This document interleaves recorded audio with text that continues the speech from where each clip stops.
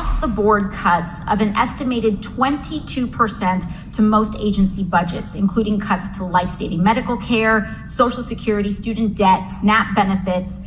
And in all of that, my colleagues seem to forget another way to solve our impending fiscal crisis. So instead of looking at climate and instead of looking at cuts to health care, we should examine why our colleagues in the Republican Party is so invested in protecting the wealthiest people in this society. After sending right-wing Swansonites into a meltdown with a brief reaction to Tucker's departure from Fox News. Tucker Carlson is out at Fox News. Couldn't have happened to a better guy. Oh, that's gonna hurt! What I will say, though, is while I'm very glad that the person that was arguably responsible for some of the largest, driving some of the most amounts of death threats and violent threats, not just to my office, but to plenty of people across the country, I also kind of feel like I'm like waiting for the cutscene at the end of a Marvel movie after all the credits have rolled. And then you see like the villain's like hand reemerge out to grip over like the end of a building or something. But deplatforming works, and it is important. And there you go. Good things can happen.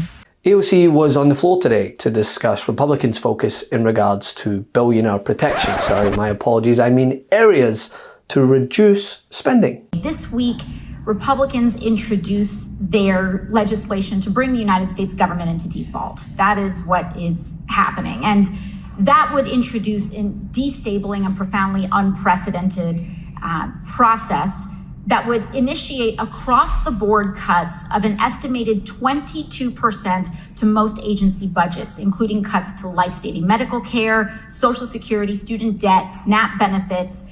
And in all of that, my colleagues seem to forget another way to solve our impending fiscal crisis. This isn't just about continued cuts to the poor and to the working class in our essential services, but we can raise revenue. In fact, in tax cuts in 2017 passed by the other side of the aisle, we see wonderful tax cuts for yacht owners and private jets. But in order to balance our budget now, we're talking about cuts to SNAP, to food out of babies' mouths, instead of actually re-examining the inequities within our tax system. So instead of looking at climate and instead of looking at cuts to health care, we should examine why our colleagues in the Republican Party is so invested in protecting the wealthiest people in this society and would rather attack health care and services for our veterans than repealing tax cuts for yacht owners and private jets. And with that, I yield my time. Here's the thing, AOC of all people know that there is no Social Security program scrutiny-free in Republicans' eyes if it means diverting attention away from how little they pay in taxes. And think about it, a debt ceiling is like giving your child a credit card and they charge the limit all the way up. Would you just raise the limit? No, you would sit down. Well, if it meant playing with America's standing at full faith and credit of U.S. government debt, I feel like you can deal with the spending in other ways, which is totally legitimate. So if you just raise the debt ceiling, do you think $31 trillion of debt? The CBO has come out in the next 10 years. Do you know we'll pay 10.5? You did it 3 times in the Trump administration. As we did economic changes. We never raised the debt ceiling by itself. But the tax cuts, that was like $2 trillion deficit. And as to the climate, well, how can we expect Republicans to examine ways in which we can be more sustainable as a country when some of them don't even think that climate change is bad? Because it will be, and I quote, less cold. I actually found that chart of yours somewhat comforting for at least America. When you take a look at the mortality risk, again, these are all projections. I don't put any stock in them whatsoever. In terms of excess deaths, a warming globe is actually beneficial. In my own state, your study shows that we'd have a reduction in mortality of somewhere between 54 and 56 people per, I guess it's 100,000. Why wouldn't we take comfort in that? So thanks for the question, Senator Johnson. And what the work shows and the chart is that the effects of climate change are going to be very unequal. And absolutely, Wisconsin, Chicago, where I live, the reduction in cold days, the benefits from that will outweigh the damages from the hot days. But if you look more carefully at that, there's large swatches of the country where the damages will be much larger.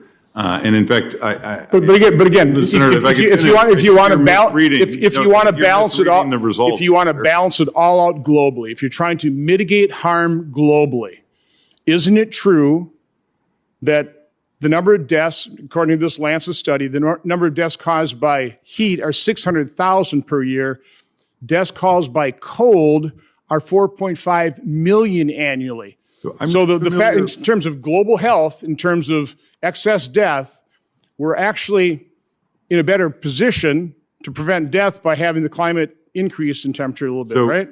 Senator, I'm not familiar with that study. What I am familiar with is my study. Your characterization of it is incorrect. Well, your study is very favorable to my state. Our mortality declines by 54 per 100,000. Wisconsin will benefit in terms of mortality. There are 49 other states in the United States. Many of them will suffer. Many of them will suffer more than Wisconsin will gain. And that is the nature of climate change. It's very unequal. According to your study, you're concerned if you're in the really hot region of Africa, but in terms of the United States and most of Europe, we're in pretty good shape. We're all blue. We have reduced risk of death. That's an elected official, everyone. He must have been taught the differences between weather and climate change at Trump University. And I think I know more about the environment than most people. Obama's talking about all of this with the global warming and that, and a lot of it's a hoax. It's a hoax. I mean, it's a money-making industry, okay? I think something's happening, something's changing, and it'll change back again. You'd have to show me the scientists because they have a very big political agenda. But nonetheless, this is where AOC is at her best. And services for our veterans, then repealing tax cuts for yacht owners and private jets. The best part of waking up? MAGA tears in my cup. Check out the new MAGA tears mug available now at store.MeidasTouch.com. That's store.MeidasTouch.com.